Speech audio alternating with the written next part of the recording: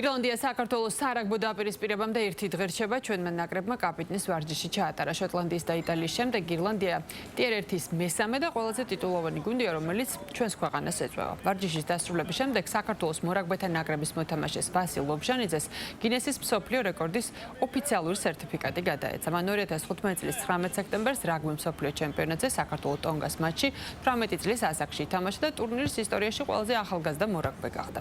საქართველოს და ირლანდიის ნაკრებების დაპირისპირება ხვალ მიხეილ მესხის სტადიონზე 21 საათზე დაიწყება. ძალიან მოხარულია რომ მივიღე გინეს რეკორდის სერტიფიკატი.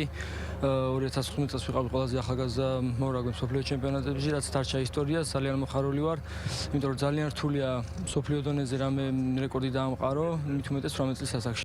შემადგენლობაში სიახლე არ იქნება. ირლანდიის ნაკრები თბილისში საკმაოდ ახალგაზრდული გუნდით გვესტუმრება, მაგრამ ამან არ უნდა დაგვაბნიოს. მინდა იცოდეთ, რომ ეს ირლანდია ახალგაზრდული გუნდია, 6 დებიუტანტი ჰყავთ, მაგრამ მაინც გამოცდილი და საკმაოდ საფათო მეტოქი იქნება. მათ ძირითადი შემადგენლობის 9 და 10 ნომრები უყენიათ. ამიტომ ხვალ საქართველოს ნაკრებს ურთულესი შეხვედრა ელის.